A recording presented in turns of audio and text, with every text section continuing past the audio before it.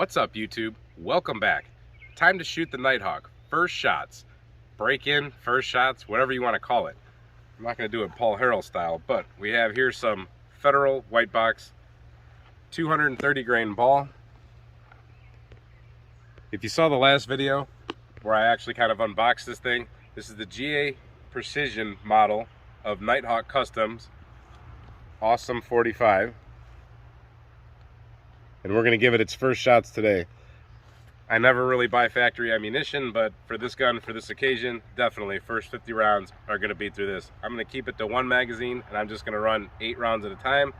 We're going to put it right to paper right now and just see how we get some accuracy. First shots out of this gun. I just want to see what it does on paper. I haven't even decided the yardage yet, but we'll figure it out in a second. So like I said, we're going to shoot at paper. Right here's our 10-yard marker. If we back up, this Gatorade bottle represents our 12-yard marker.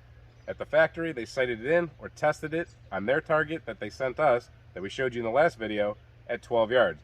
I'm going to see if I can replicate anywhere near that kind of group. I doubt it because I don't have a bench rest, but in front of me, we're not doing that till later. But for now, just let's do it with our normal shooting. First loaded magazine for me.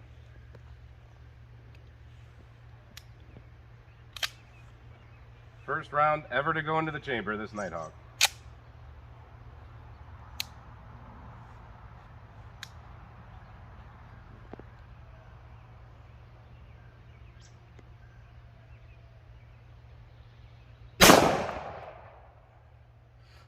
I wasn't ready for the trigger, of course, but that felt amazing. That felt like a 9mm going off, to tell you the truth. That didn't even feel like a 45. That didn't feel like your typical 1911. That didn't give you the ka-chunk that, you know, like just one of the old beat up Warning ones or one of the less quality ones, you might call it. It didn't have that ka-chunk. That was a very nice shot. Let me try that again.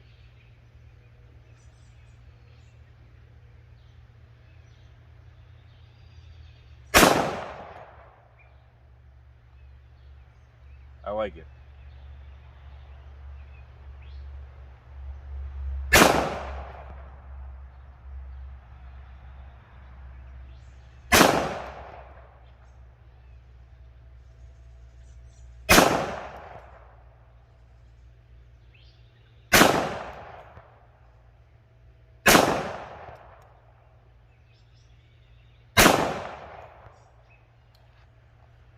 Let's go take a look. By the way, it locked back like we expected it would. So, that's a pretty cool group. I have to learn how to use these sights. These are the Heine straight 8 ledge sights. You can look down there and see what they look like. I'm not used to using them yet, but I will get there.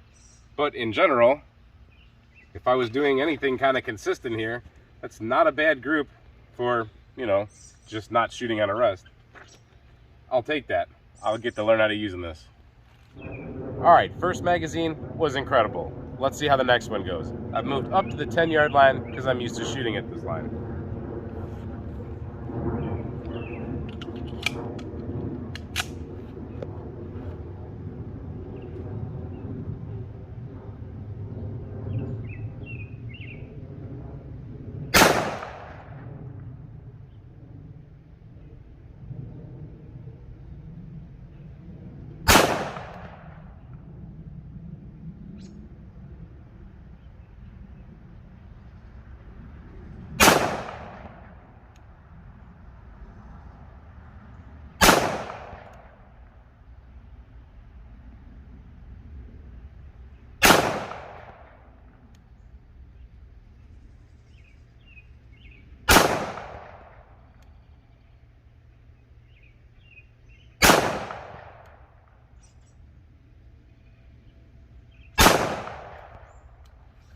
Let's take a look at that group.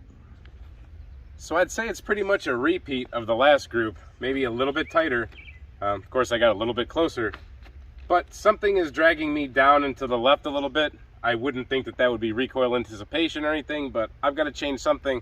I'm trusting the gun's spot on. This is something to do with me shooting it, but nice group. All right, third magazine. So this will be rounds 17 through 24.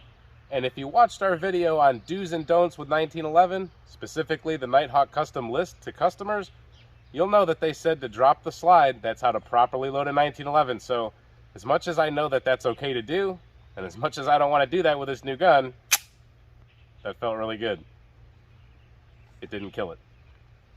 So let's do one-handed shooting.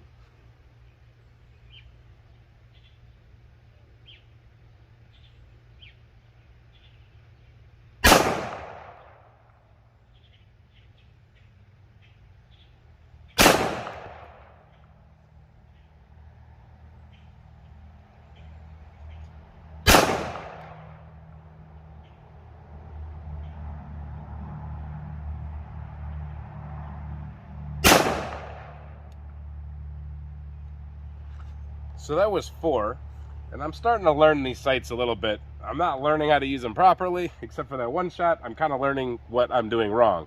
But let's go left hand.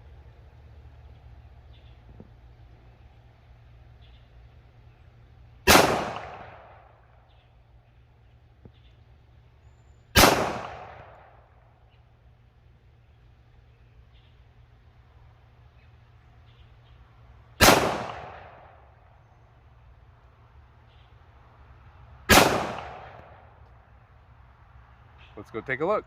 So my group definitely got a little bit wilder, especially with my left hand.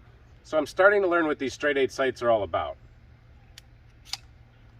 If you look down here, when you line them up, you have your normal equal width or equal light and then equal height to worry about with your front to back.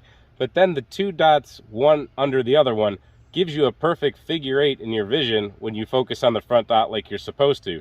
So if you're getting a perfect up and down figure 8, you're good to go. But you also have to line up everything else, and it's amazingly hard to line all of it up all at once to get an absolute true aim. But it's pretty cool. So Camera Guy wants a shot at it now. These are rounds 25 through 32, magazine number 4.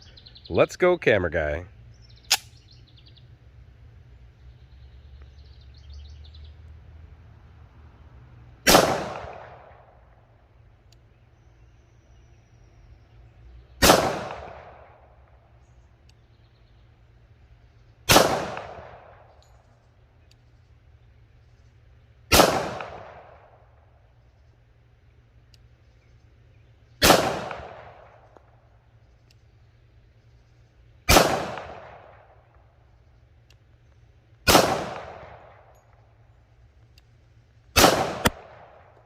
Nice. Lock back as expected. Let's take a look.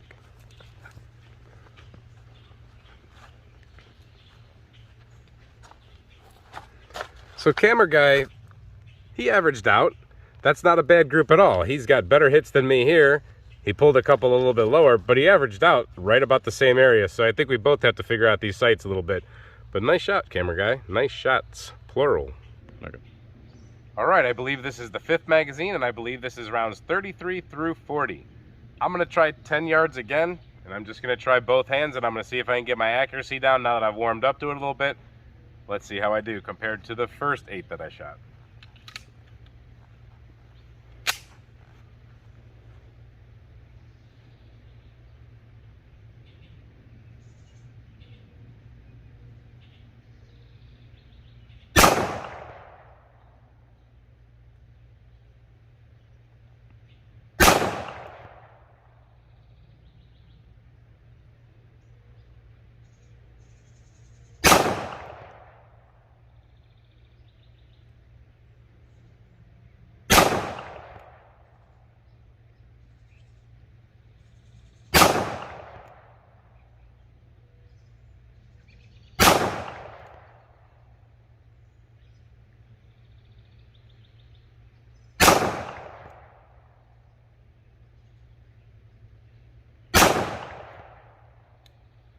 Lock back as expected.